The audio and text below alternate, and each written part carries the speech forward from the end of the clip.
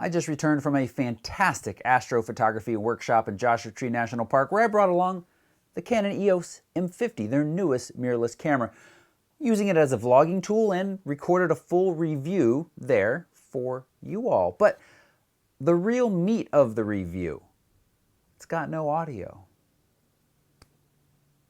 It's almost like I did it on purpose to support one of my points about this camera.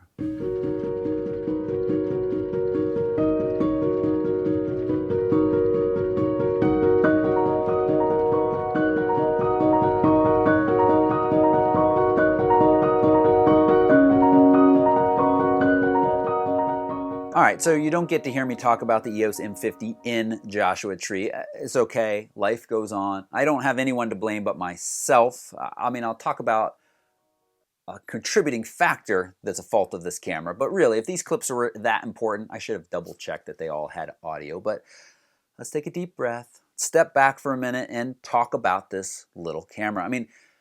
I was excited when it was first announced because, well, Canon in 4K at a reasonable price point isn't something we've heard yet. It certainly sounds quite exciting, and it's got that lovely fully tilt, flippy screen, touch enabled that Canon does so well, and a mic jack, and as I said, 4K video. But the reality is a bit different. Right away, we run into some limitations, some pretty serious limitations for some of us.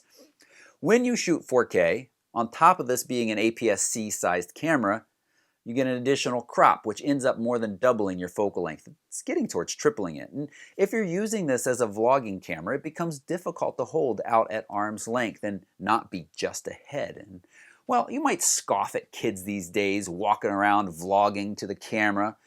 Well, it's a legitimate market segment. And even if you aren't talking to the camera, the crop makes wider angle shoots difficult. And when shooting 4K, you don't have that great dual pixel autofocus that Canon is known for. Contrast detect only. That's not very impressive, and you can actually see the camera hunting from time to time. You can record in 1080p, video looks fine, and you have limited stabilization options in here. You get no dual IS like you might see in the Panasonic G85 where the lens and a stabilized sensor work together. This is really just E-stabilization beyond the lens, and it's okay, but it further crops in on your video. You've got no slow-mo options beyond 60 frames per second at 1080 and 720. And, well, the reason I'm talking to you here in my office, there's no audio meters displayed on the screen. Only if you switch to the info screen. Now, this is something I think could easily be fixed in firmware updates. But if you want to see your composition and what the audio is looking like as it's being recorded, it's not possible right now. And that is pretty annoying in a camera. It should be helpful and has 4K. One more point, the position of the audio jack. It blocks the screen rotation sometimes. As you move this around, you can end up hitting that. And, there are ways around it, absolutely, and over time you'd probably get used to it, but it's a small and annoying point that keeps one from quickly flipping the screen around to talk. I could continue this list with a few more general faults in this camera, but let's break it up a little. Let's take a deep breath again and talk about what I like about this camera. Even though it's tiny, it still feels quite nice in the hand and provides that lovely Canon interface and touchscreen. This camera is just a nice experience to use.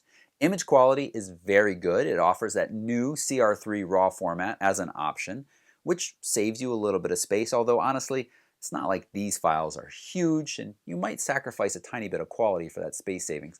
I mostly mention it because this is the first camera to provide that new RAW file using the Digic 8 processor. Other goodies that we got here that I like, the mic jack, that's a bit rare at this price point, and we have that awesome connectivity, the Wi-Fi, NFC, and always connected Bluetooth. Make this really easy to share and also control remotely. This is a great tool for your instant sharing crowd. But we got to come back to those few more negatives. Battery life is just okay if you turn on eco mode. If you don't, I'd kind of consider it bad at just a couple hundred shots, if that.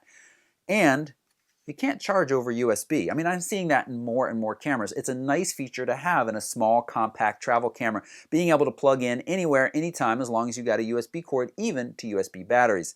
Nope, you got to plug into the wall. And another issue, the autofocus is decent, but can't keep up with action nearly as well as something like the Sony a6300 or 6500. And while I love the small size of this camera, I really want this little touchpad on the back to be more of a dial. We only have one dial, which makes this camera a little bit less manual mode friendly. There are some competitors in a similar size and range that do offer dual modes and makes it more manual mode friendly. And finally, we need to talk about lens selection. It's pretty puny, and the quality is just, so-so. You can use loads more lenses if you throw on the Canon EF-M to EF adapter, but then you're dealing with adapters. And honestly, I think this thing is a bit overpriced. And if you're dealing with adapters, man, get an adapter for Panasonic or Sony and you have a huge lens selection, and sometimes those adapters even bring additional benefits like the speed boosters and making slow glass faster. So that's a bit of an issue as well. I've been pretty mean to this camera, but honestly, I feel like I should be meaner, except at this price point, right now sitting at about $700, nothing else offers the full flip-out screen and 4K video, even if it's somewhat crippled. So if that's important to you and your budget prevents you from buying anything more expensive, it certainly produces nice-looking photos and decent video. But if you can spend a little bit more, the Panasonic G85 is awfully nice with its dual image stabilization, beautiful 4K with a lot of serious features. And then there's the Sony. Again, a little bit more expensive, but with a lot more power. Are you interested in this camera? I'd love to know. Leave a comment. If you want to see full raw images to download and play with, I got those linked up right down below, and you can find out more at photorec.tv/m50, along with some thoughts on how this matches up more closely with a few other competitors besides the ones I mentioned in this video. And if you plan on purchasing this or anything that I mentioned in this review, you can use links down below. Your use of those links greatly helps what we do here at photorec.tv. And as I said, if you want to go on one of these awesome workshops with us, that's photorec.tv/travel. And if you found this video helpful, don't forget to give it a thumbs up and subscribe for future gear reviews, tips, tricks, and more. Thanks so much for watching.